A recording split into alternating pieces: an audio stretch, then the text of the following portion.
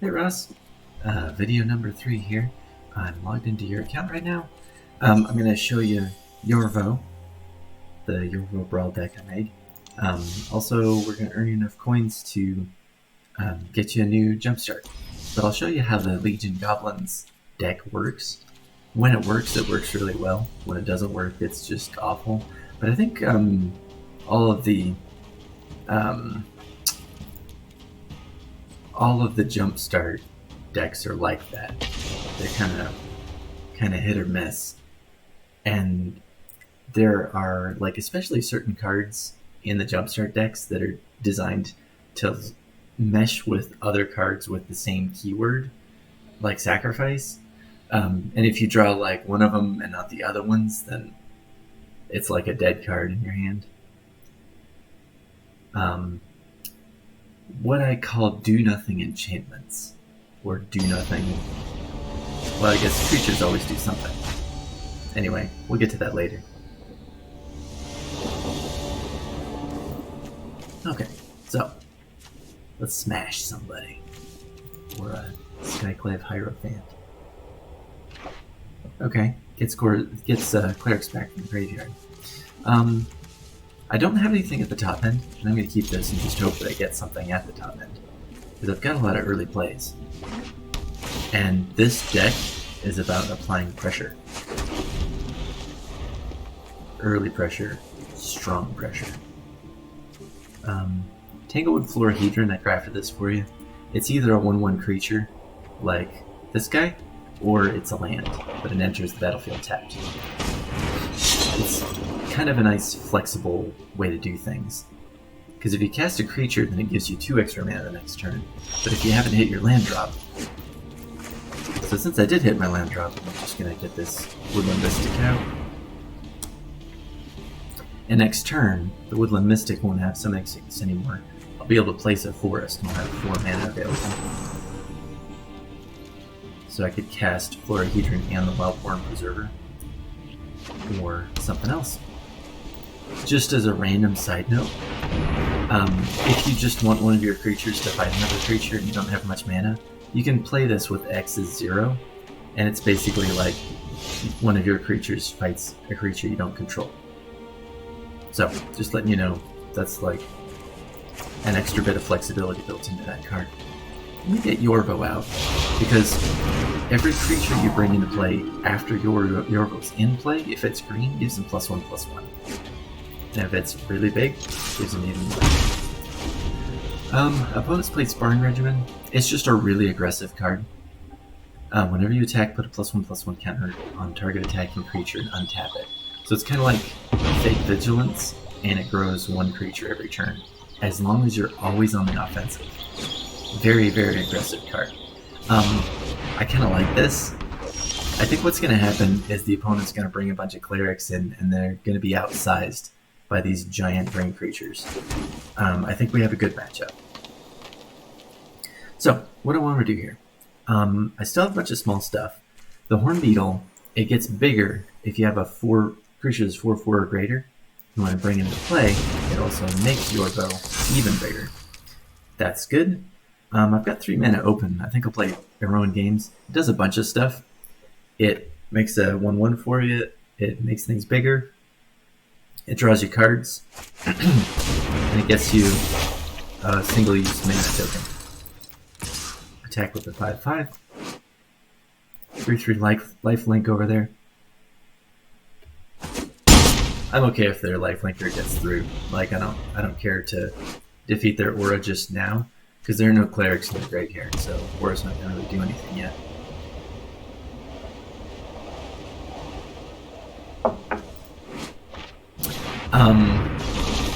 Just in my Magic the Gathering intuition is telling me that this is not that great a commander. It's a fun commander, because it gives you a tribe. It hands you a tribe. It says, clerics are your tribe.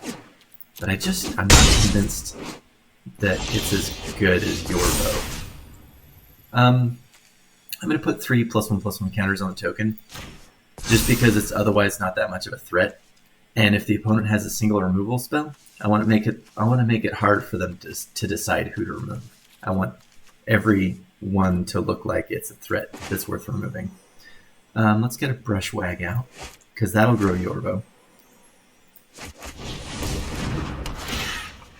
And what else? I have 4 mana available. Yeah, I mean, let's get a Wildborn Preserver out. Make Yorvo even bigger. And then, let's see. I think I'm just going to do a ram through. Target creature you control deals damage equal to its power to target creature you don't control. If it has trample, it does excess damage. But I don't have a trampler that's big enough to kill their commander. I'm just doing that. And you take 14 damage on, what is this, turn 4? Yep, 14 damage on turn 4. I think I'm going to play this as a land, just because I didn't have a land to play this turn. And the opponent, I have Lethal on board, the opponent's got to do something. What do you do? I mean, that looks like an awesome card. Looks like a good card for your Angel deck, but that's not good enough, opponent. It's just not. Let's see. The Human Soldier is going to attack the Harbinger. Ran through. Attack. One of your quests was to kill, 20 of the opponent's creatures? So that was a good way to get, like, a quick little destroy effect.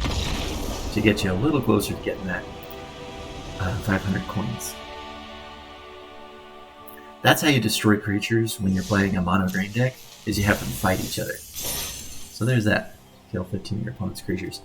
That was such a good experience. I want to do another Yorvo. That was so much fun.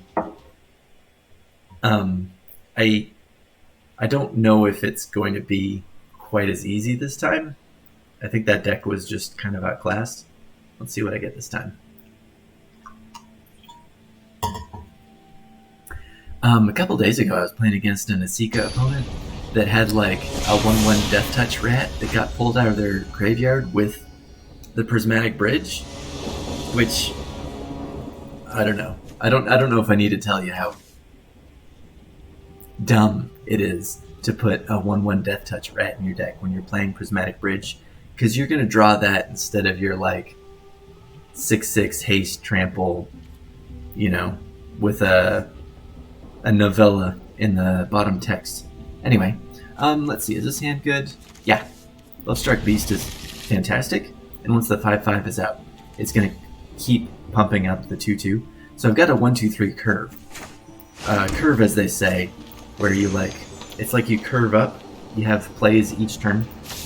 My play on turn 1 is 1/1, play on turn 2 is the Horn Beetle, turn 3 play is the Lovestruck Beast, or Yorvo. I put Charge Through.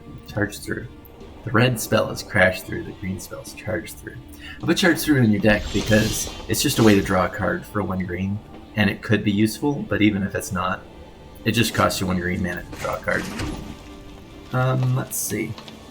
Turn 2 play, we'll go Golden Beetle. We're going up against Toski, so we're going to want to try to do our best to keep the opponent's creatures from getting through. I really need to draw land, or else I'm going to be kind of stagnant. What I wouldn't do for a Tangle or a Hedron right about now. Arcade Signet, it's alright. I'm just going to play this right now, because if it draws me a land, I can play it right now. Nice. Okay. So next turn I'll have 4. Which means I can either Wildborn Preserve and Ran Through, or I can Lovestruck, or I can Yorvo. I think my goal will be to Yorvo. This thing gets bigger at the beginning of combat, so as long as I play Yorvo pre-combat, my Horn Beetle turns into a 3/3. The opponent has 3 mana. I'm guessing they're going to play a land.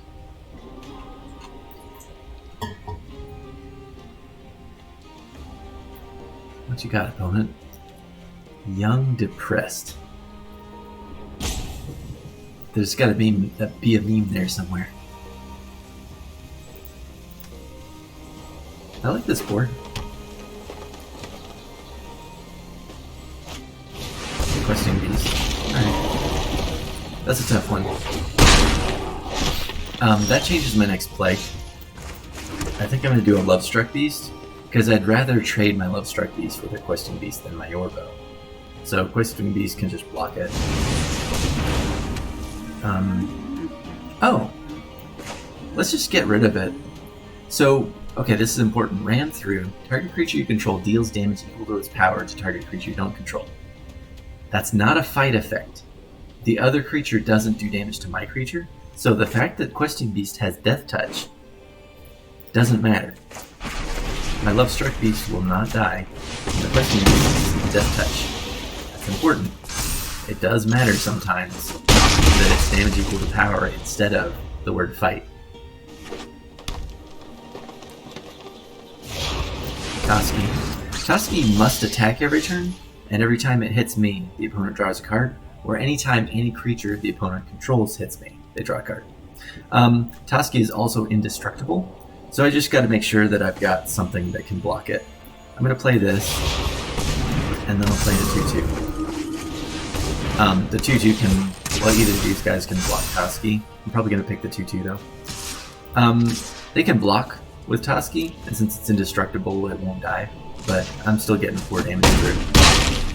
And since the opponent is playing mono green, I know this because of their commander, mono green generally doesn't have hasty threats, but there's a fight effect. So this is different, right? Fight. This means that they do damage to each other, and you can tell because Kogla has the toughness down to 1. Unfortunately, it was just enough to kill my Yorvo without the ape taking any damage. So, as planned, block the Toski with the Preserver. Gem Razor, I can destroy an artifact or enchantment opponent controls. I can draw 5 cards. That's pretty nice. I think I might just do that. I think I might draw 5 cards. Because it's a number of cards equal to the power of the largest non-human creature you have, which is the Lovestruck Beast. I'm going to draw 5.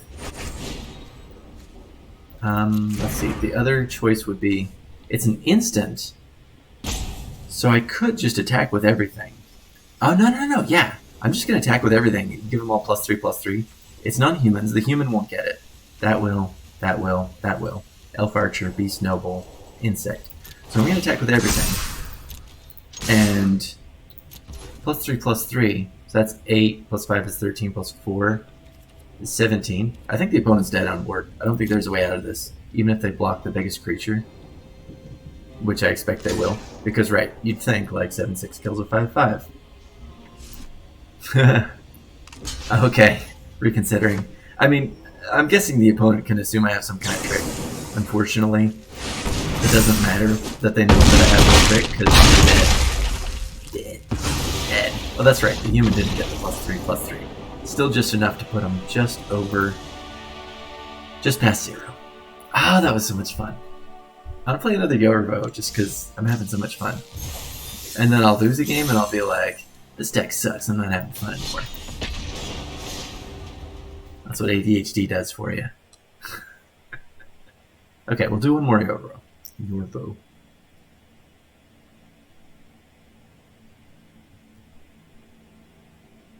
And we'll see.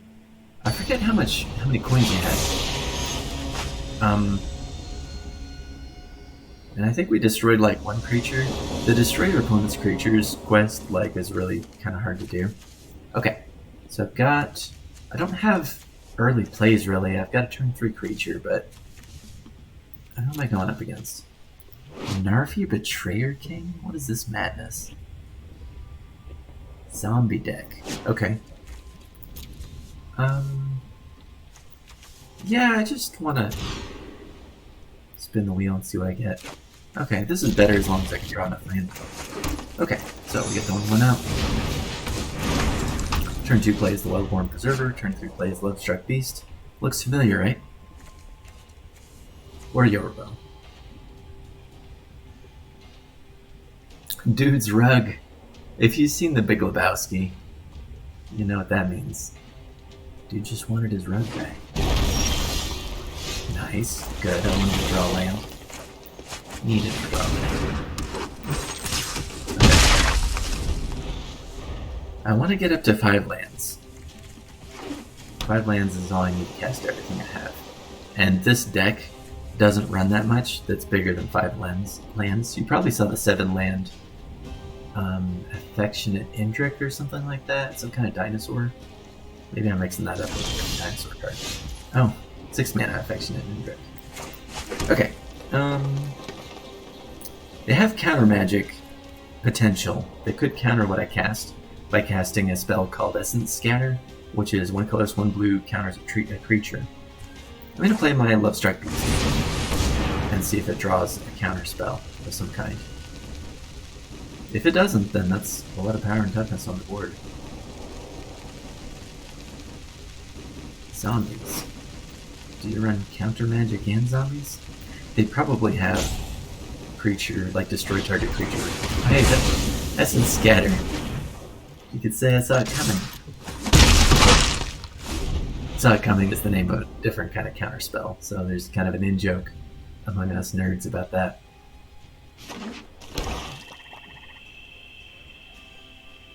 So you do run counter magic. And I'm guessing either snow creatures or zombies. This is kind of weird. It's weird to have a black and blue, like, tribal commander. I think it's, like, weird enough to be almost kind of bad in a way. I'm gonna seize. Every time the opponent draws a card, they put a counter on this enchantment. When it has 8 counters, they get an 8/8. Okay, I'm gonna decline. When I cast another creature, I'm able to put +1 counters on this elf archer, if I so choose. I didn't have mana to spare, but it's a nice way to like use up any remaining mana you have if you're playing green, because a lot of times you're playing big threats and you're not like double or triple spelling on a turn. So this is going to be a huge problem in a while. I don't know how long that while is going to be, because if the opponent has spells that draw them extra cards, that means that this thing is going to trigger faster. Like if they have a card that draws 3, that brings us up to 4 already, and then 4 more turns, and I've got an 8/8. Also, you don't have to sacrifice the enchantment to get your 8/8 Kraken. You get it, and the enchantment stays on the board for you to get another one. Destroy target artifact, enchantment, or creature with flying. That's exactly what I was looking for.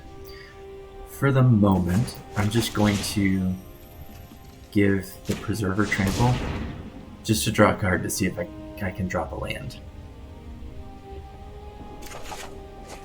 Okay, Tangled Florahedron. I'm going to play it as a land, because if I play it as a creature, the opponent might be able to destroy it, and I'm kind of hurting for land right now. So, in today's Magic the Gathering, generally, there are very few effects that can destroy basic lands.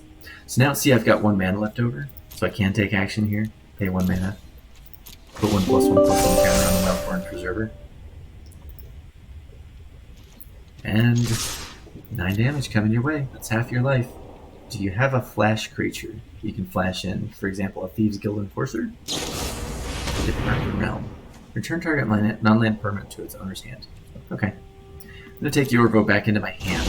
I could have chosen to put him in my hand zone, but then he would have cost 2 more mana to cast. So what's my plan right now? I need to destroy that enchantment before they get an 8/8 Kraken out. So if they cast any kind of spell that draws them a ton of cards, I'm going to have to take out that enchantment with a quickness and prioritize that over getting power toughness. So beginning turn step, gain 3 more life this turn. Return several smart pool to your graveyard, from your graveyard to the battlefield, tapped. Sacrifice to draw a card. Okay. So they've got a creature that can come back. I think I'm going to get the Keeper of Fables out. Whenever 1 or more non-human creatures you control deal combat damage to a player, draw a card. So I can play this, attack with everything. They can block 1 of my non-human creatures, but they can't block both of them. Hopefully they don't counter the spell. They already used up their Essence Scatter. Okay. Okay, I don't have spare mana for the Wildborn Preserver's ability. But I am going to attack with everything, they're going to be able to kill a creature of their choice. I'm guessing they'll block the Wildborn Preserver. I'll draw a card with the Brushwag. I'm in this to draw cards. If they don't block anything, I draw 2 cards. Yeah, that's acceptable to me. Drawing cards is a big deal. Oh, they block and sacrifice. So they draw a card, but they don't kill my Wildborn Preserver, they just prevent me from drawing a card and put damage. Okay, this is another way to destroy an enchantment. This is preferable because I can mutate this onto my Brushwag and turn it into a 4/4, which is kind of hasty. It's sort of like haste, because I can mutate this guy into a 4/4 and he can still attack the same turn. And on top of that, I destroy Ominous Seas. So as long as they don't draw 4 cards right now, Frostbeak can't be blocked this turn. Okay. My opponent is playing some weird ass spells. Okay, this is a fight effect. I think what I want to do... it's kind of unfortunate that I have 5 mana. Because I want to do... I want 6. I want to cast 2 3-mana spells, but I can't. I'm getting nervous about their enchantment, so I'm going to take care of that. So, mutate the Brushwag.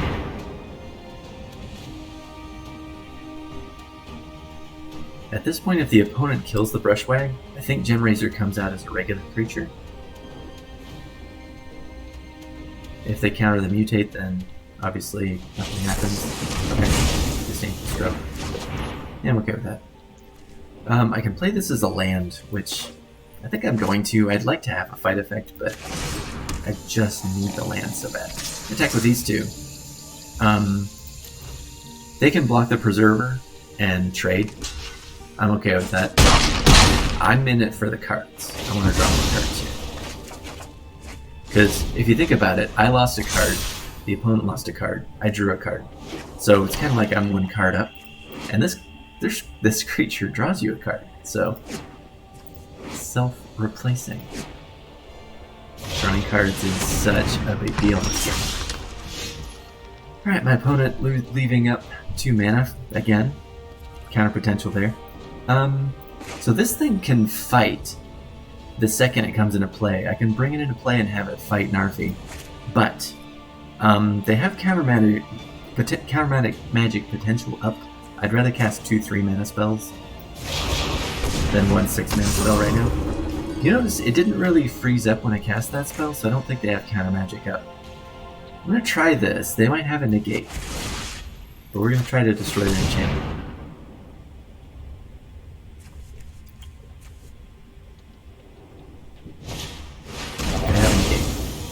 Okay, they might get that 8/8 Kraken.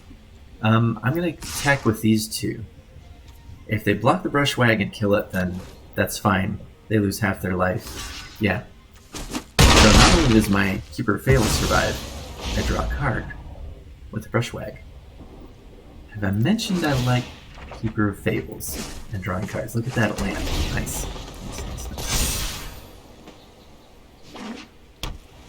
I think I have 7 mana. What are they going to do? The opponent's on the ropes. If they have a board sweep, if they have a spell they can cast that kills like multiple creatures, then that's going to help them out. If they don't, then they're screwed.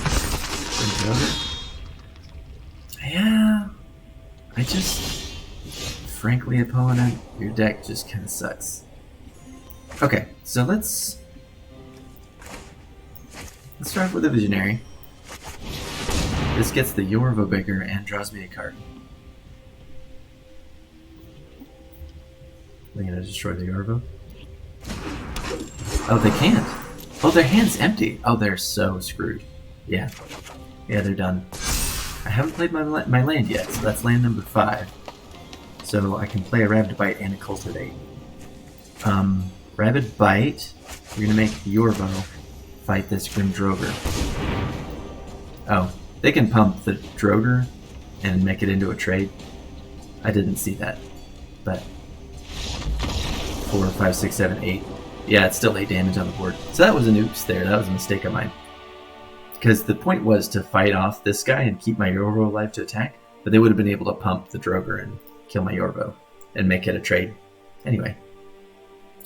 But if they just let that fast effect resolve, then we would have gotten one more of these kill opponent's creatures things. Anyway. Well, that was fun. So 3 games with Yorvo. I almost said Yorian. If I can get one more win, I'll have 2,000 coins. And that's enough to get you a new Jumpstart deck. So, let's try to get one win with Legion Goblins here.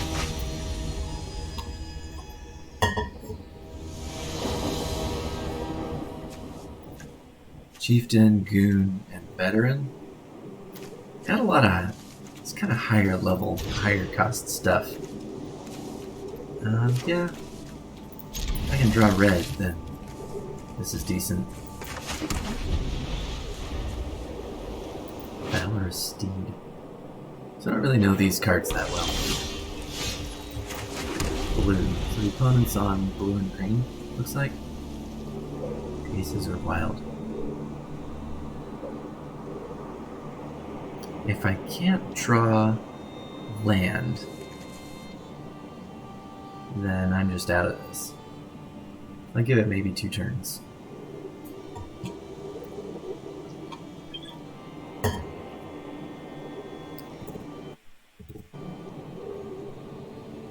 Where'd you go? Aces are wild.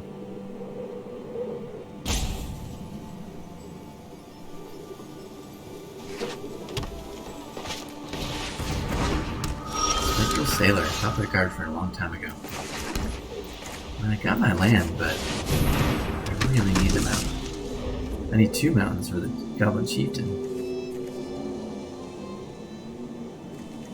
Goblin Goon is kind of a fun creature. I don't think it's a good creature, but it's a fun creature. It can't attack unless you control more creatures than the defending player. It can't block unless you control more creatures than attacking player. Mission on airship. Can block only creatures with flying. Huh.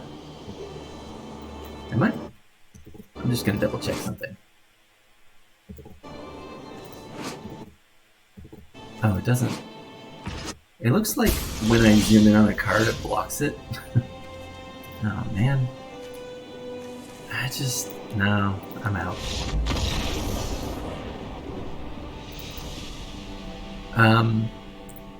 You could say I quit a little early, but there aren't really any consequences to conceding early on unranked games, and I didn't really want to claw my way back up from not having any mountains. Looking for a more interesting matchup. Terra. Much better. Okay. Yeah, we got options. We have this land can be either red or white. So I've basically got 2 whites if I want and 2 reds if I want. So that can get me the Goblin Chieftain. Got an Instigator, which creates 2 1/1 Goblin tokens. With the Chieftain out, I can make both of those 1 Goblin tokens into 2 Goblin tokens. Let's get white out, and let's get some Goblins. Play my red, play my Chieftain. There wasn't any particular reason why I picked to play a white that turn. That didn't really matter. What do you do? Oh. You tap to deal 1 damage. Whenever you cast an instant or sorcery spell, you untap Thermo Alchemist. Okay. Go to land, that's good. What do you do? Okay, that's good. But I think this is... What's better? This is better. This is hasty damage. Attacking with 3 2/2s on turn 3. That's not bad. It's going to do 4 damage to him already. Just get him dead. Next turn, Mountain Makeshift Battalion. And the turn after that, I can finally attack with a Makeshift Battalion. And maybe get them +1/+1 counter. But that depends a lot on what my opponent does. So they're going to kill the Chieftain. Now we'll turn things around. Ouch. So you should tap your Alchemist now. Tap your Alchemist. Oops. If they tapped their Alchemist at that moment, when I said tap it now, they would have been able to untap it for free.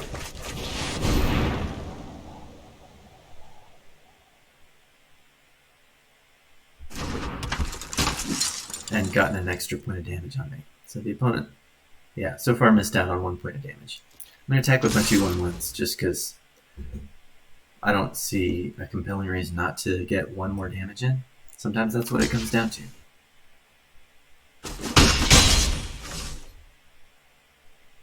Next turn I play another mountain. I get a Valorous Steed out. I get a 3/3 and a 2/2, both with Vigilance. Interesting. Knight of the Tusk. A 3/7 Vigilance for 6 mana is kind of... It's not great. It's just not great. You gotta... When you cost 6 mana, you gotta do something. You can't just be big. You can't just have Vigilance.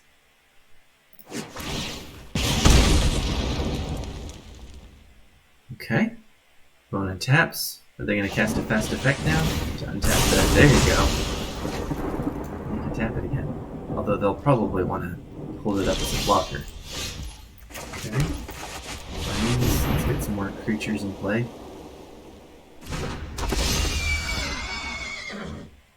Let's get 1 more point of damage in there. So far, the opponent's been able to destroy my bigger creatures. It's just been the 1/1 goblins that have stuck. But with 1 spell, I created 2 creatures. Hopefully that proves a bit more of a challenge for them. Although they've got 5 mana now, so they can bring out something big.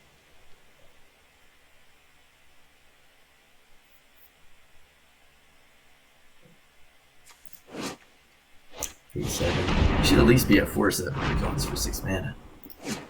Living Lightning. When it dies, return target instant or sorcery from your graveyard to your hand. Okay. Menace. Well, let's get the big thing out. Actually, first I'm gonna attack. I'm just gonna attack with these 2. They both have Vigilance, and also, in order to kill either of these 2, the opponent would have to lose a creature. The 1/1s I'm not going to attack with until my opponent's at a much lower life total, because they could just block the 1/1 and I'm trading a 1/1's life for like 1 extra damage. That's not a good trade. I decided to wait to cast my spell until after the attack to deny my opponent a little bit of information. They had to make their blocking decisions without knowing which spell I was going to cast this turn, and there was no benefit to casting it before combat for me.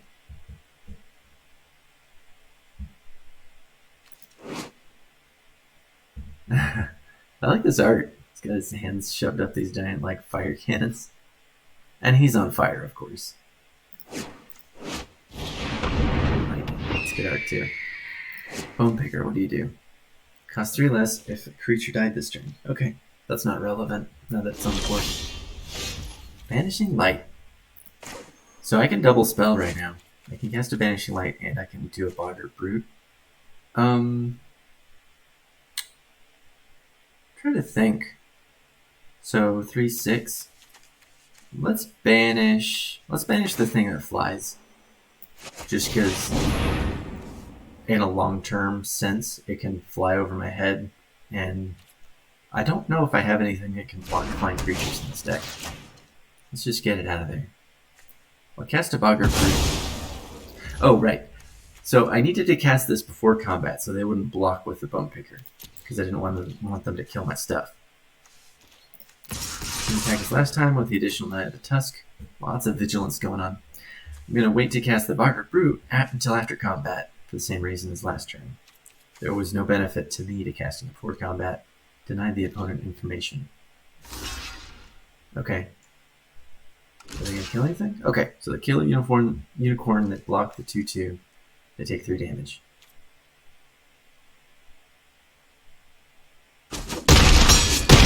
Okay. They get an instant or sorcery back in their hand. So they probably grab the Hungry Flames. Unless they're really mana constrained. Yeah. Hungry Flames. So next turn, they can kill my knight and do 2 damage to me. So this guy's got Menace. That means that 2 creatures have to block him. them. Two creatures have to block them. So let's see what they do. They have 6. If they want to cast their burn spell, that's 3. Chandra's Pyreling. Whenever sorcerer you control deals non-combat damage to an opponent, gets +1/+0 and double strike until end of turn. So that's an instant. So if I were my opponent, I would wait until my turn to cast. Oh, never mind. I cast power equal to the number of instant sorcery cards in your graveyard. Manage the battlefield, discard up to 2 cards, and draw that many cards. Okay, so the opponent can cycle out some cards this way. Do they want to?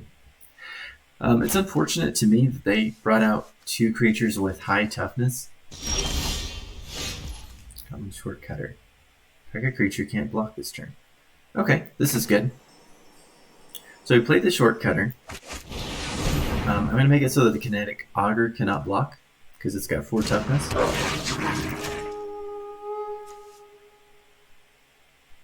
And that means, let me think.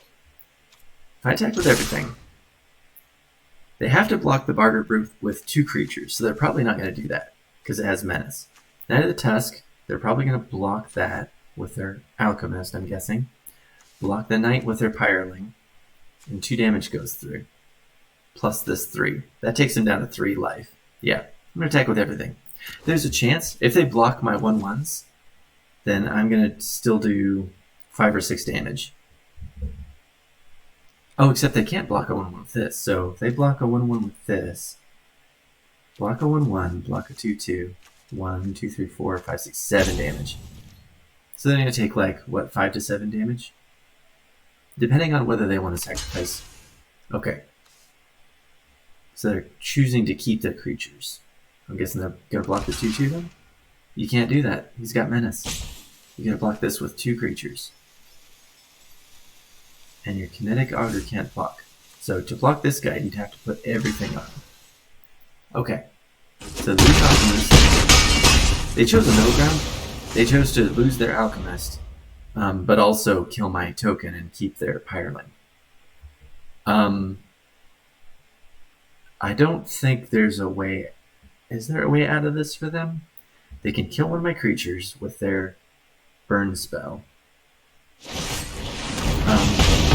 Jumpstart's a casual format, so generally there aren't any board sweeps in this format.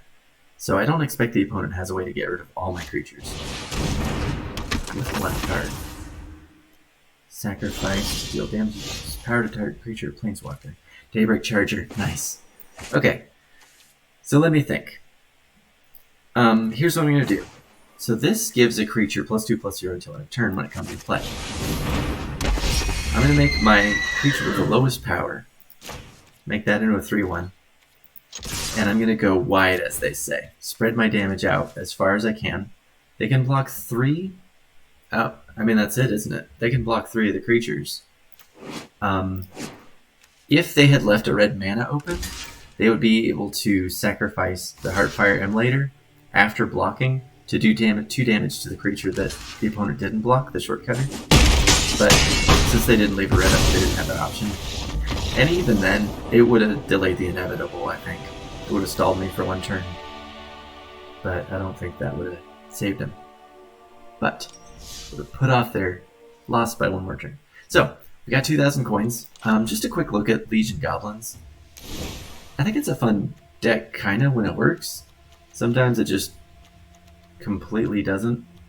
But it doesn't really have dead cards in it. And it's got this Blessed Sanctuary that gets you a ton of unicorns. It's pretty fun. So, let's resign and try to get you angels. Angels, angels. 2,000 coins. Choose packets. Vampires, heavily armored, or doctor. Vampires is pretty strong. Let's go with vampires. Lands, witchcraft, or tree hugging. Let me think. Let's go tree hugging. Well, let me think. I'm going to take a quick peek and see what kind of rares you get out of lands. Lands. One Hydra, or Mudaya. Tree hugging. Tree hugging can get you Primordial Sage. Joel Rail. Tree Hugging could get you Joel Rail, which is a really good rare. So we're going to try it. There's a 1 in 4 chance. Let's see what you got.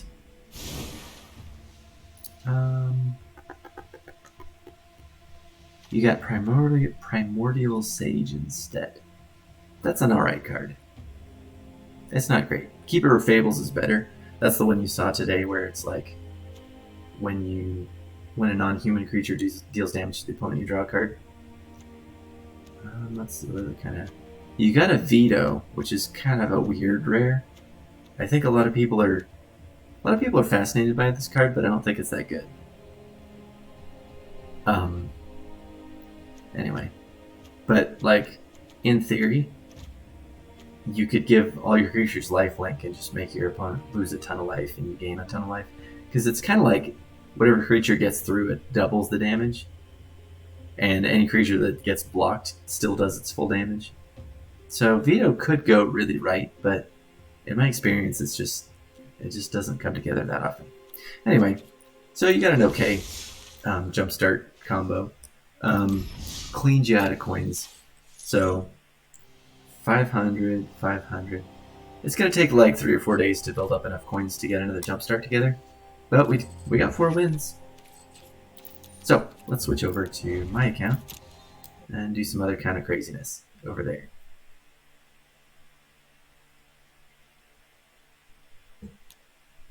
Okay.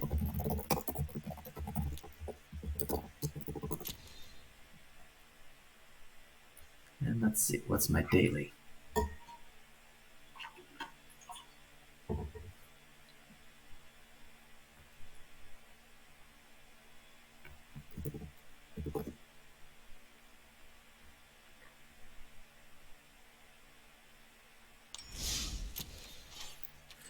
$30 blue or black spells. That's a 750 coin quest. I'm gonna keep that one.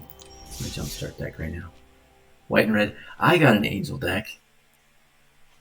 And I think it had Baneslayer Angel in it. Yeah, it's got Baneslayer Angel. This card is iconic in Magic the Gathering. It's like a souped up Sarah Angel. It doesn't have Vigilance, but it's got First Strike and Lifelink, which is pretty nice. Anyway, that's ultimately I think there are 2 different Angel decks, and hopefully you get the one with Baneslayer Angel. If you don't, then the second Angel packet you open will have Baneslayer Angel in it.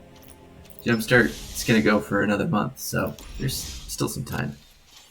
Anyway, what kind of madness was I going to do? I was going to do some Rakdos Cleave and some mono white historic. That's what the H's are for. I could do an Obliterator deck. Whew. Okay, let's do some spicy stuff. So this deck I'm playing right now, there's a card for 3 mana called Rotting Regisaur. It's a 7/6. Once it's in play, you have to discard a card every turn, which is a horrible disadvantage. But it's a 7/6 for 3 mana. This deck also has the Embercleave, which ends games. This deck is super aggressive, black and red, kill them fast. This deck chips away at the opponent. It's hasty. It also goes really big. So I'm going to take 2 damage to get my perfect champion out attack. I'm playing a super aggressive deck, so I don't really care what my life total is. Like, if the game lasts long enough for the opponent to kill me, then I've already lost long before that happened. So Dreadhorde Butcher is an amazing card. It has haste. Whenever it does damage to the opponent, it gets +1/+1. When it dies, it does damage equal to its power to any target. Awesome. It's awesome if you could get that room. Like, it's 2 damage to the opponent here. It's unfortunate they were able to bone crush it. There's the Regisaur. 7/6. 3 mana. Let's go. That's one of my favorite cards. I'm not normally into like big giant things, but to be that big for 3 mana is just ridiculous. The opponent's running Jeskai, white, red, and blue, looks like. I'm going to discard a Shock Let's get that in tapped. And he attacked. Let's see. You gonna bounce it back into my hand or something? Ah, yep. They're absolutely gonna bounce it back into my hand. Well, damage, and then bring it back into play again. Right, you have to discard a card every upkeep. So basically, once this is in play, your hand is like just whatever you drew that turn. So discard the Lava Coil. If the opponent is able to keep bouncing my Regisaur, then that's really bad.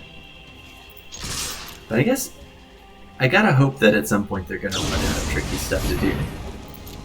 Okay.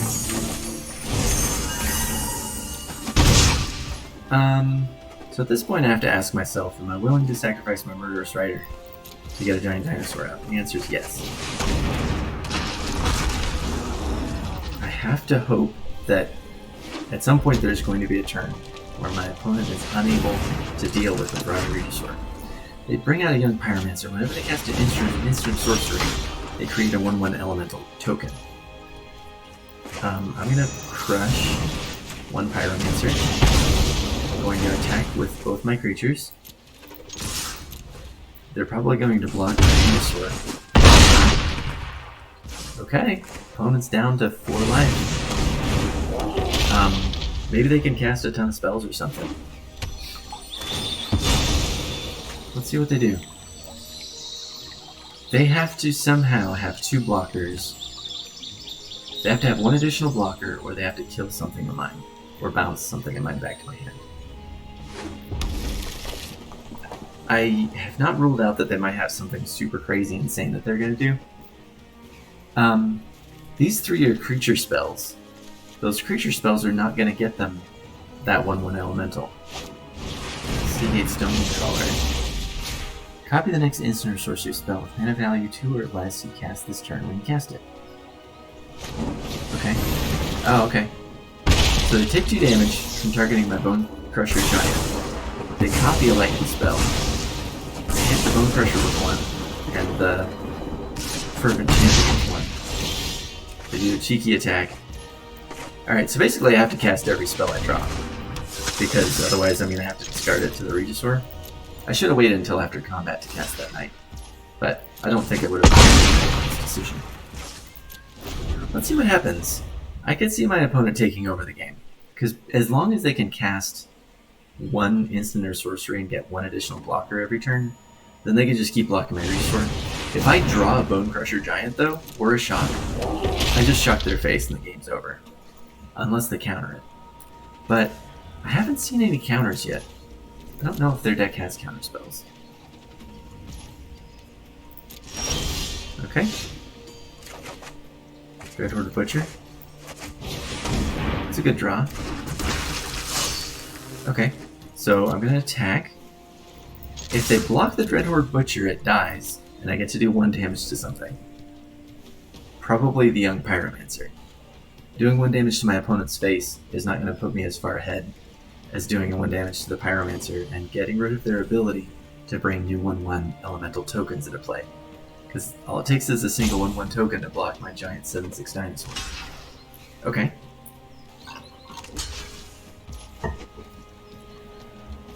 Did you not know that I could pump this? They might be waiting for me to pump it. If I do this, I had... Oh. Well, let's see what happens. Okay, so what I think is going to happen is I'm going to try to pump the Knight of the Ebon Legion, and in return they're going to cast a shock on it to kill it. The shock will happen before the pump, but if I don't pump my Knight of the Ebon Legion, then it does 1 damage. And the Butcher does 1 more damage, and they die. Did they have a shock? I think they had a shock. You dead? Oh, a Lightning Helix. Okay, well in that case, I'm going to pump up the Knight. Did I do my damage? Oh, I did. Okay. So that went really strange.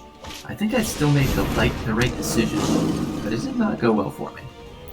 Oh, actually, no, I should have targeted the Pyromancer. I thought I had it in the bag. I forgot that Lightning Helix is a spell. Gains them 3 life and does 3 damage. I thought the game was over, but it was not over yet. Anyway, still on the attack. They have to block everything I throw at them. Okay.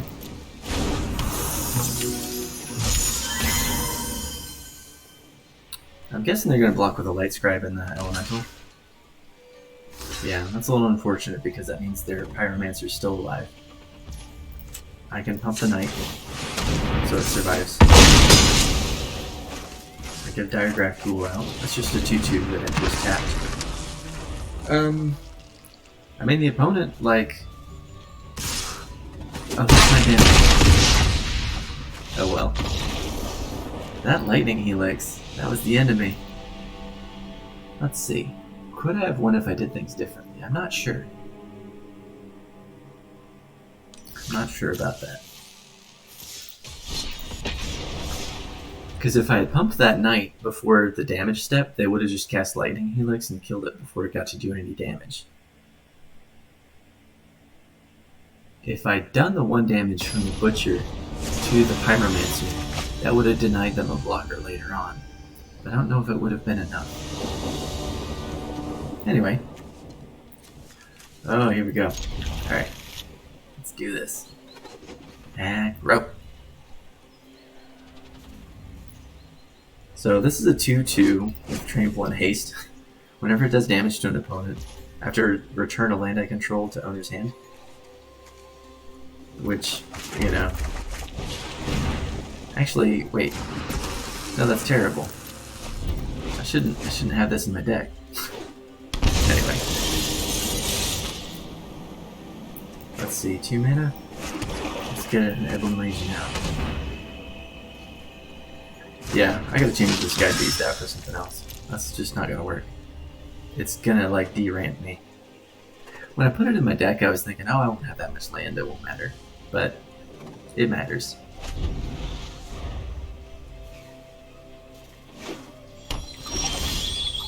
Okay. Let's get this out. I'm going to attack.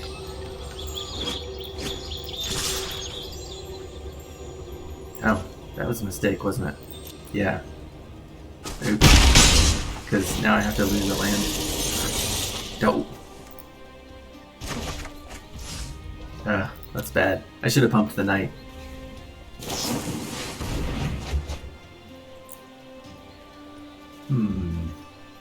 Have I already made so many mistakes that I might as well just concede? I think the answer is yes. I know it was still pretty early in the game, but if the opponent has Brainstorm, then that means they're a well-equipped opponent and probably facing a pretty challenging deck. Okay, so let's change this. Let's go to my decks. Rakdos Cleave. Yeah, this card is not gonna do. Let's just change it out for a shock. Can't go wrong with shock, right? Okay. Let's try it again.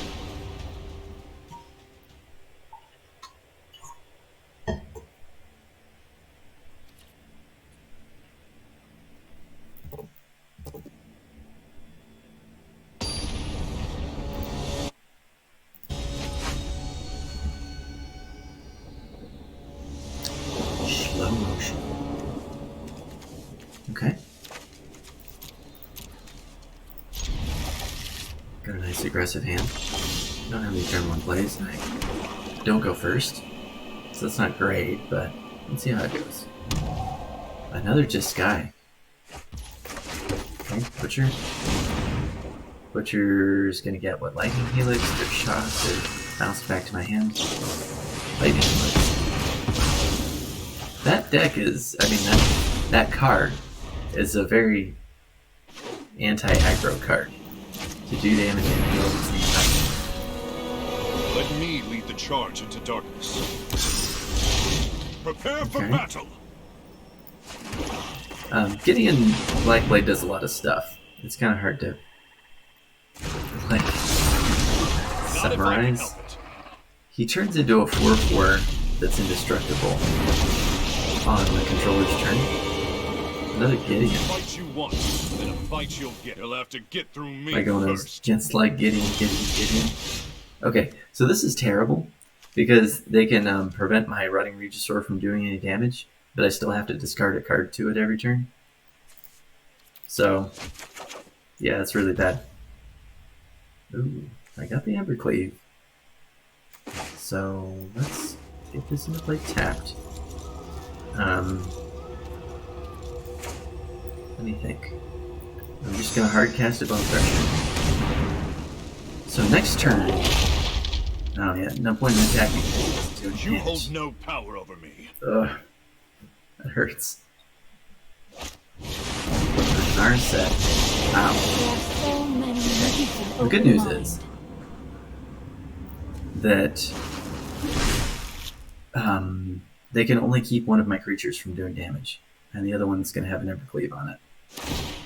Guessing I believe in that, you. let's see, -7? I'll find out Let's later. do this Yeah. one-on-one. Yep. They have 2 mana, that's enough for a bounce spell. Let's see if they don't completely screw me over. Okay, 5. Okay, so let's see, what do you do? Gideon's -6 is to exile target non-land permanent. So I have to attack him. Doesn't really matter who I attack with the Regisaur, because it's not going to do any damage. The only reason I'm attacking with the Regisaur is so that Embercleave is cheaper. And I forgot to cast Embercleave. I've fought worse. Ouch. Ouch. Okay, well let's swift end this guy. Man. Now I have to discard the Embercleave because, yeah, I'm out of here. That was such a mistake. That's enough. On my next upkeep, I'll have to discard Embercleave to the Rotting Regisaur, which has yet to do any damage this game. Yeah, I kind of got dunked on there. Let's try one more game. I just want to put a sword. Just want to put a flaming sword on the zombie dinosaur. That's all I want in life right now. I've done it before, 2 years ago. Back when this deck was in standard. I guess that's the thing. If you take a deck that was really good in standard long ago, and you try to play it in historic, it's probably going to be outclassed.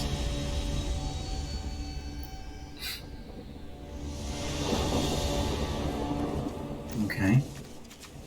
I don't have any mountains. But it's so good. I'll draw a mountain, right? Just gotta believe. Am I going first?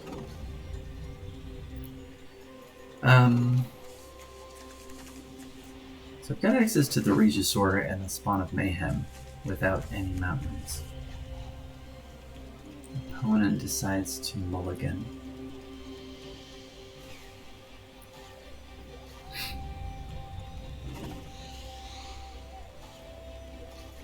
And, okay, I've made the decision. It's not going to be another just Sky, is it? Nope. Right. Oh, there's my mountain. I'm just going to attack. Normally I wouldn't really want to make this trade, but, like, the Dreadhorde Butcher's not going to do anything if it can't grow. And at least this way I deramp. Keep them from being able to cast a 3-mana spell on this turn. Okay, tap land. Okay. Regisaur, here we go. Probably going to discard my Knight of the Ebon Legion.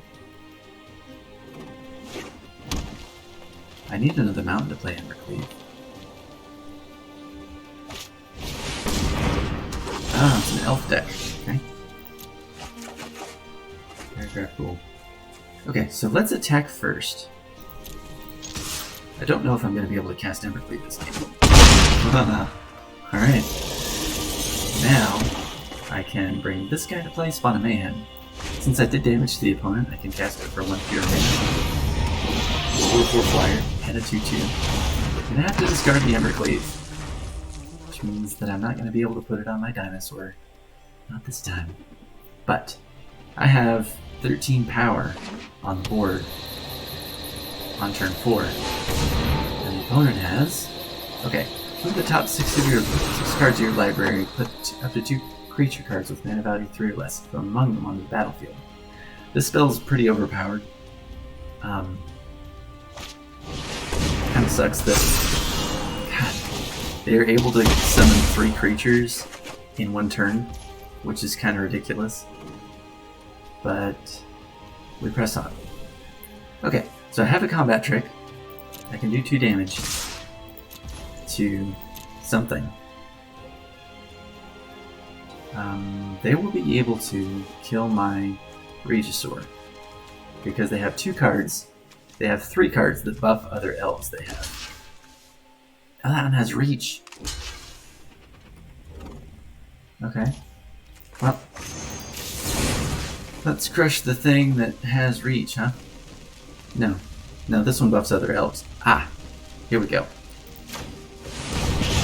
So, the dagger also that one, which means all the other elves have 1 less power and toughness, which meant that the Spawn of Mayhem was able to kill that elf. The Bone Crusher Giant is now in my exile zone because it was an adventure spell. It's not in my hand, which means I won't have to discard it. Okay, well, opponent is just doing ridiculous broken elf shit. So, like, Elish Norn, are you kidding me? Okay. 4/7 Vigilance. Other creatures you control get +2/+2. Creatures your opponents control get -2/-2.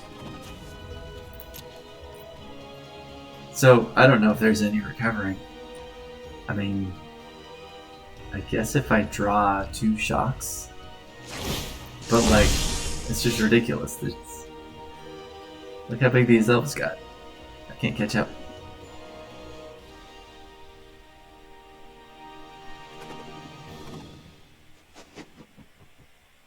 What are you doing, opponent?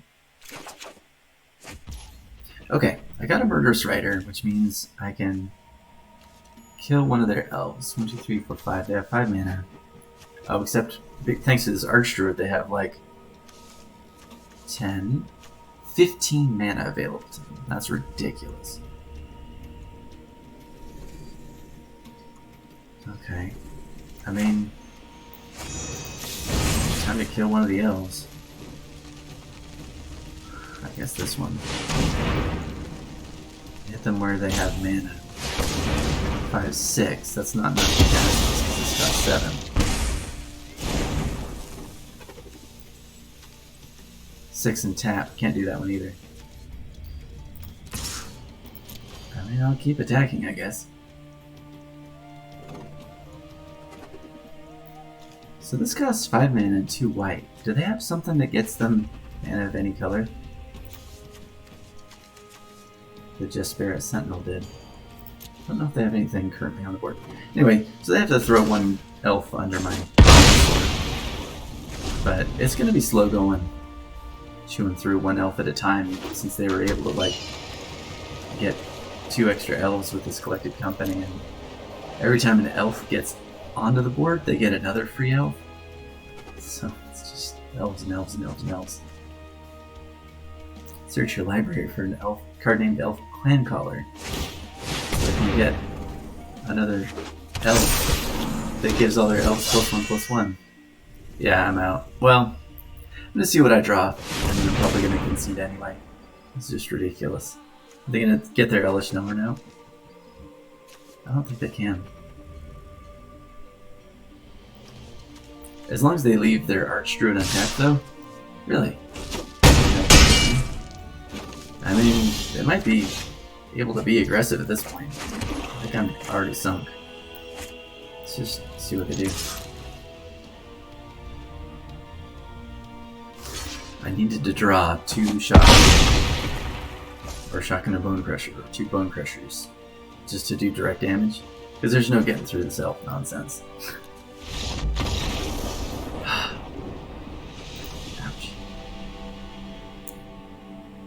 Let's see. How many wins have I gotten today so far? None. That is to say, I haven't got any wins on my account. Let's try an Obliterator deck. This is going to be kind of silly. There's a card called Phyrexian Obliterator.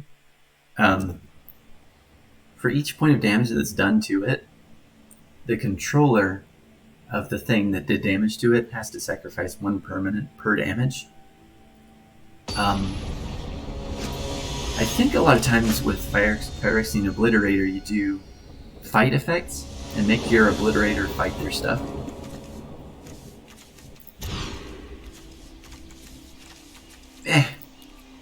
Never mind. As soon as I chose that mono black deck, I was like, you know, I actually want to do a black green deck if I have one. Do I have a black green Phyrexian Obliterator deck? Let's find out. Golgari Obliterator. That's what I want. Not this. Okay. Black and green Obliterator. Green for the fight effects. Only thing is, Phyrexian Obliterator takes 4 black mana to cast. So, it makes the mana base a little tight. Let's see what we get. Okay. 3 lands that do black mana. Questing Beast and a Great Henge. I mean, that's really good. And there it is. The Phyrexian Obliterator. The artwork's pretty gross. Okay, let's see. Just gonna get this into play. Scry. Fabled Passage. Yeah, that's good. I'm gonna swamp with it. Let's see.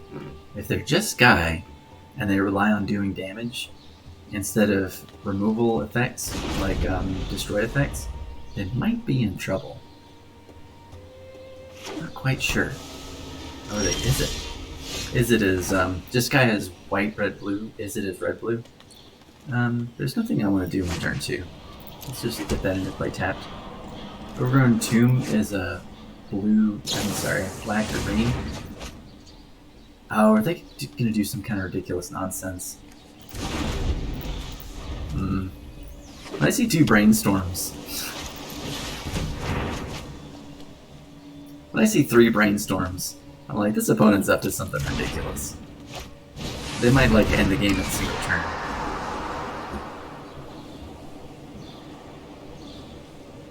All I gotta do is get their Obliterator on the board and make it fight something. That's all I have to do. Okay. Unfortunately, I'm still, like, not doing anything yet. Because my first actual play is a 4-mana play. It's been unfortunate. Would have liked to have had an earlier play than that. I think I'm going to lead with the Questing Beast. Actually, I should have played Colony Ambush as a tap land there. Because, right, what I want is, I want to... Oh, no, I can play it as a... No. I want to get the Questing Beast out, and then just to draw whatever kind of, like, fire they have. Although, if they're just red-blue... Oh, I see. They're going to bring Arclight Phoenixes back from the graveyard. That's what they're going to do with their lives. The Colony Ambush. Okay, I need to think.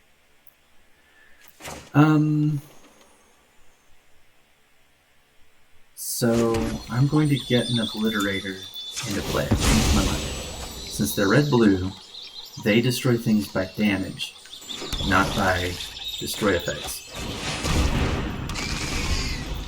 If they bounce it, that's kind of sad. If they don't bounce my Obliterator, bounces and return it to my hand. I'm going to make it fight their Stormwing entity, and then I'm going to make them sacrifice as many lands as I can make them sacrifice. Might be 3 lands. That would be amazing. Sprite Dragon? That's what they're doing with their turn? Oh! You, my opponent, you are in trouble. Okay, so here's what we're gonna do. Yes! Yes! I have 2 fight effects. I'm gonna use a 3-mana fight effect to make my Obliterator fight their Stormwing entity. My opponent just did 3 damage to my Obliterator. They have to sacrifice 3 permanents. Nice. Nice. I'll play this as a temp land. I'll attack with the Obliterator. Okay, so they just lost 2 lands. I hit them where it hurt. If they bring any other creature into play... Oh, I'm gonna fight their Sprite Dragon now. They'll have to sacrifice another permanent. So let's see. Let's do this. Let's get a Great Henge into play. Actually, let me think. Am I being too greedy? I'll have 3 mana available to me if I do this. Do I even want to fight the Sprite Dragon? Yes. Yes, I do. Yes, let's do this. Okay. I fight the Sprite Dragon. By fighting it, I kill it. And the opponent has to sacrifice a different permanent they have, which is one of their lands. They lose another land. Okay. Playing Great Henge right now is too greedy. I'm going to play Questing Beast and do 9 damage to them.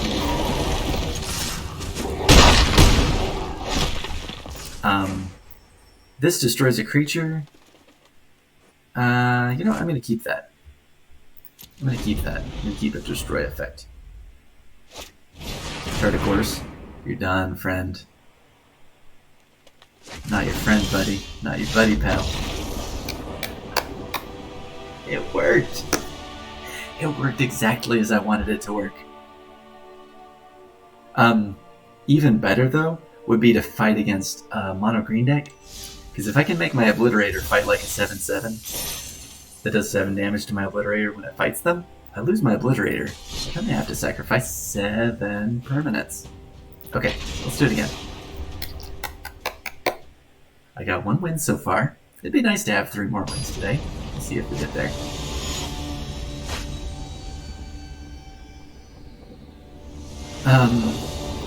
Phyrexian Obliterator is one of my favorite cards in the whole game. What a mess this hand is. Yeah, sure. Let's keep this mess of a hand. Because I don't want to have even fewer cards. Okay. Forest. Arboreal Grazer. Ramps here.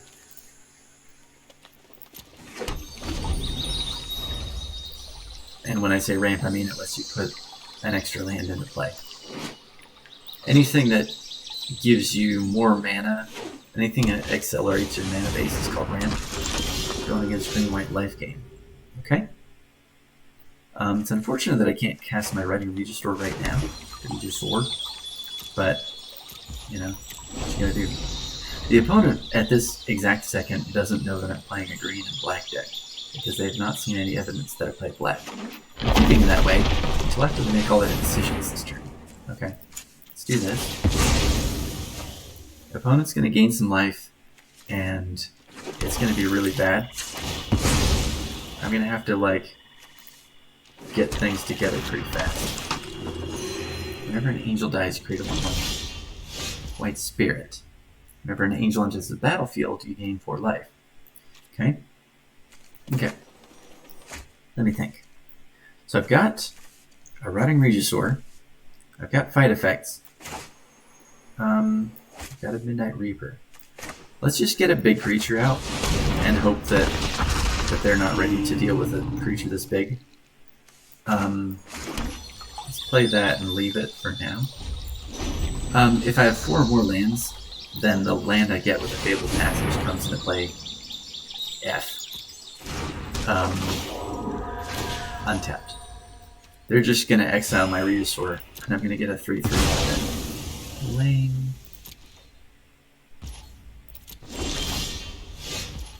Overgrown Tomb. Okay, so let's do this. Let's get a green. Oh, I don't have any green. I don't have any forests. Well, crap. Okay, well, let's get a Reaper out then. And that was a mistake. I should have played it Overgrown Tomb. Oh no, I still could have. Oops. Anyway, I guess it goes untapped now. Yeah, I'm on the back foot and things are falling apart. Just playing an angel. At the end of each end step, if you gain 5 or more life this turn, create a 4/4 White Angel creature token, which they just got. Yeah, this is over. Let's try this again. I think I kept kind of a bad hand, but you know, in Brawl you get a free mulligan. In Jumpstart you get a free mulligan. In other game formats you don't get a free mulligan. I'm always afraid of having 6 cards. And maybe I should be less afraid of that.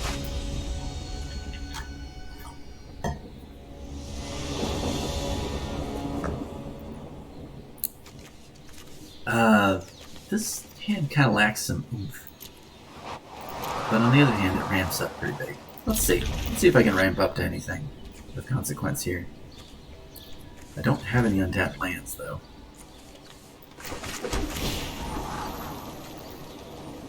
No, I gotta do better than that. Next turn I play Grazer, and I play a Passage. Okay. 3 Arboreal Grazers is pretty bad. Let's get a black.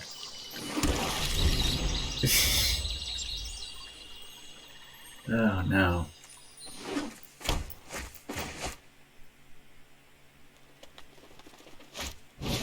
Nazis?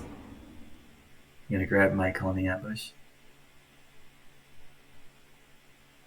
Oh. Now I wish I would have played it as land.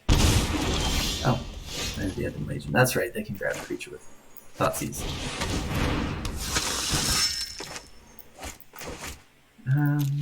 Right.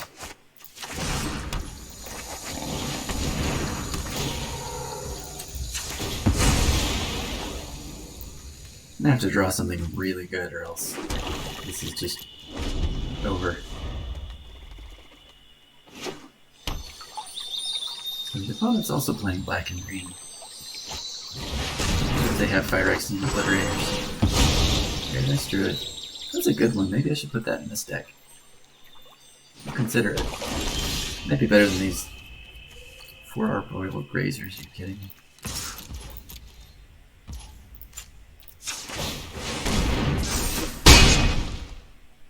Well, I guess that means I can't draw any more. I mean, they do have reach. They can block flying things.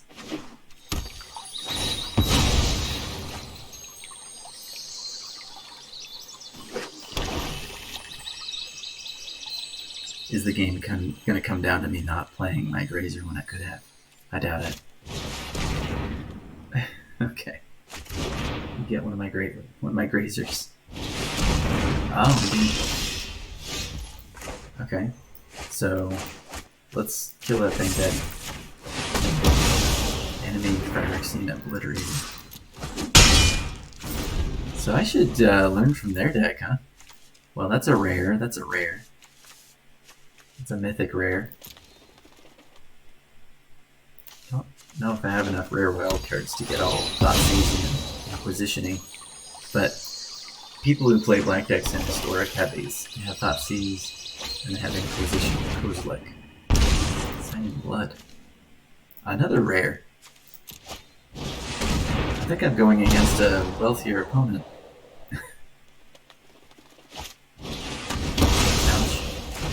Chief's Thirst. I should have that instead. Okay. 4 0/3 creatures and a bunch of lands, I'm out. Out of there. It's getting pretty late. I might have to switch to like playing a deck that I actually have more chance of winning. Let's do one more Obliterator round. One more round. I say again, hoping that it goes well. The first game went pretty well.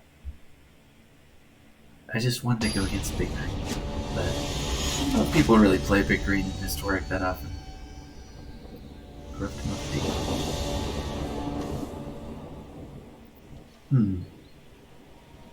Let's move it. Ah, you know what? Forget it.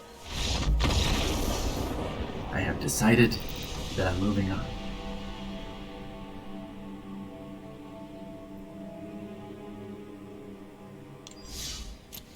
I mean, what's an Obliterator deck if you don't have Obliterator? Okay, so I'm going to switch to Mono White. This is a super aggressive Mono White deck that's in line with the kind of deck that I saw you play when we played our first game. Like, get a bunch of creatures out, like put +1/+1 counters on them and stuff. Okay?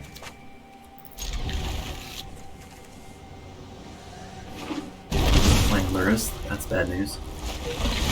Thoughtseize already. Does everybody and their brother have Thoughtseize? They can choose the Legion's Landing. Compare takedown. So this is a card that can be a land if you want it to be.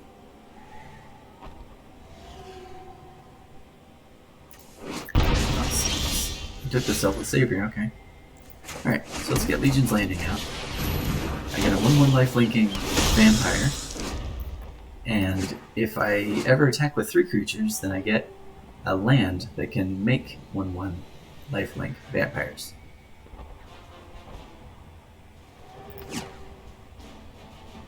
This is from Exelon, which is one of the first sets that's available on Magic the Gathering with the like ship steering wheel icon. Okay. Death Shadow. What's a Death Shadow deck? What? Okay, so they took 3 damage by playing this land untapped. They took 3 more damage by playing this land untapped. They took 2 damage by playing Thoughtseize. Now, Death Shadow gets -X/-X, where X is your life total. It's a 13/13. I don't know if you can see this. But it's getting -12/-12 because the opponent's at 12 life. That's amazing. Okay, so... and they just resign. Okay. They just didn't want to have patience for that. I don't blame them. Maybe they weren't feeling that great about the hand anyway. 2 wins. Okay. Let's try this again. I was just nerding out about how exciting the deck was.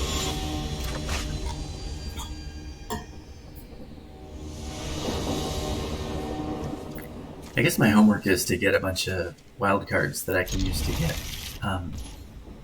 Thoughtseize and Inquisition of Kozilek. Okay, 2/1 on turn 1. Next turn I plan to get another Aspirant out and a Selfless Savior.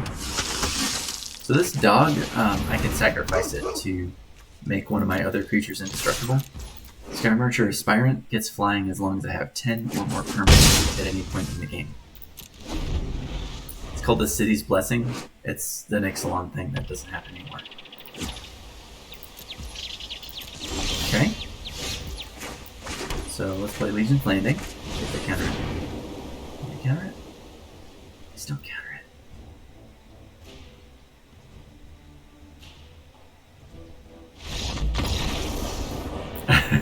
They decide that's enough. It was good to play Legion's Landing because I was about to attack with 3 creatures. That would have turned it into a land and given me the opportunity to make a bunch of vampires. Okay. Well, I guess this deck ends games pretty fast. People see mono white or aggro and they run for the hills, I guess. It's exciting, I suppose.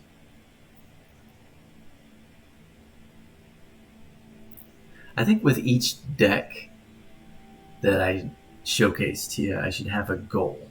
My goal with the Zombie Dinosaur deck was to put a Flaming Sword in the hands of the Zombie Dinosaur. Did not achieve that goal. My goal with the Phyrexian Obliterator was to get my opponent to sacrifice their lands. I did achieve that goal. Okay, Snubhorn Sentry.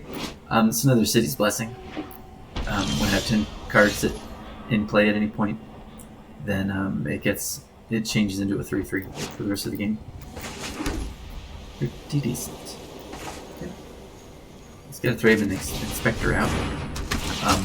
It investigates, which means I get an artifact that I can sacrifice for a card. So it's kind of like a card that replaces itself in a way. Also, having more stuff on the board gets me closer to getting that City's Blessing. So let's get a sentry out. Save here.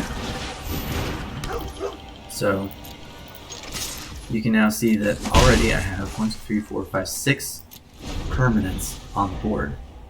Next turn I can get up to 8. Extinction event. Ouch. Yeah, I'm out of here. It was gonna exile all my 1-cost creatures, which was all of my creatures.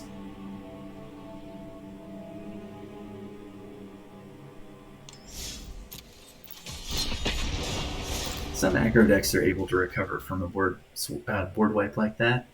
I wasn't confident that my deck was in a place to recover from that. Not in Historic.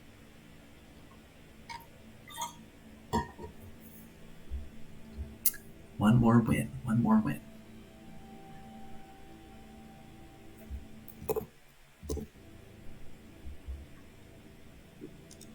Who's it gonna be?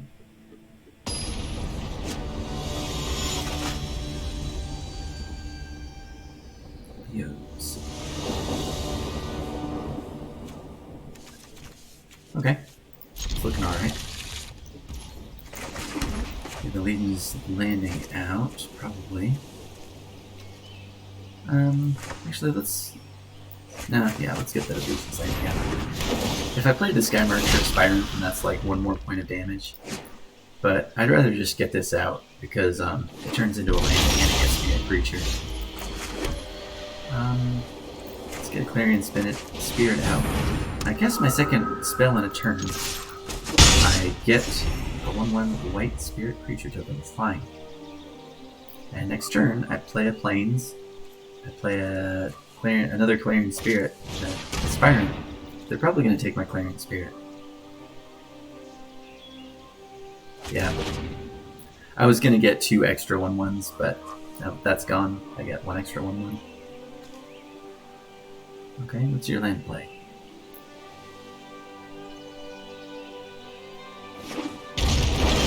Land? Okay. Alright, so let's play... Let's see, do I need that much white? Let's play this. Okay, so I'm going to play an Aspirant. I have a choice. I'm going to play a Giant Killer. I lose the Adventure potential, but it's my second spell, so I get a free Spirit token at this. Got 5 creatures. 6, 7, 8, 9, 10. So I'm going to have the City's Blessing pretty soon, except I don't have anything. Oh, yeah, I've got the Aspirant. 5, 6, 7, 8, 9, 10. So if they don't destroy anything I have, then I'll have the City's Blessing next turn, and I'll also have changed Legion's Landing into a land, giving me the ability to make more 1/1s. Let's see what they do, though. Can I destroy any of my stuff? Please don't.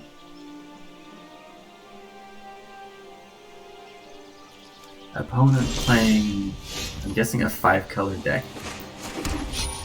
I see blue. Okay, I just got the City's Blessing. So that means Sky Marcher as Aspirant has flying, and if I play one of those little dinosaur things, it's going to be a 3/3. I'm going to play this. They're probably going to counter it, but if they don't, then they're in really bad shape. So all my creatures get +1/+1 and indestructible. If they let this through. Probably going to counter it though. I say that just to keep my hopes low. Oh, they kill my Aspirant. Okay, that's 9 damage. These landing transforms. Oh, and they have Vigilance, by the way. Okay. This desert is kind of weird. I can sacrifice it to give my creatures +1/+1. Okay. This is my opponent's last chance to do something big. Crisis. Interesting. So they make a 2/2? They make a 2/2, they gain 2 life and they draw a card. This card is like super broken. It's from way back. I'm glad that it's not in standard anymore. But that wasn't enough. I was still going to do 6 damage. I was actually going to do 9 damage to them after I sacrificed that Shafet Doom. So, I got my 4th win.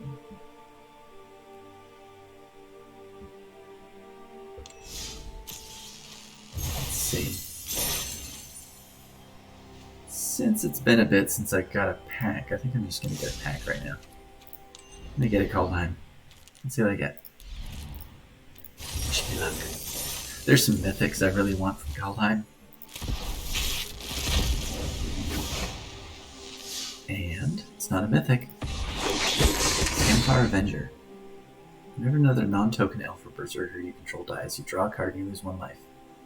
Okay, so that's an elf deck card. I've actually played against that in an elf deck, I think. Okay. Not bad. Since I play Brawl so often, I like getting first copies of rares instead of additional copies of rares I already have. Anyway, I hope that was informative, instructive, and interesting. Catch you next time. Good night.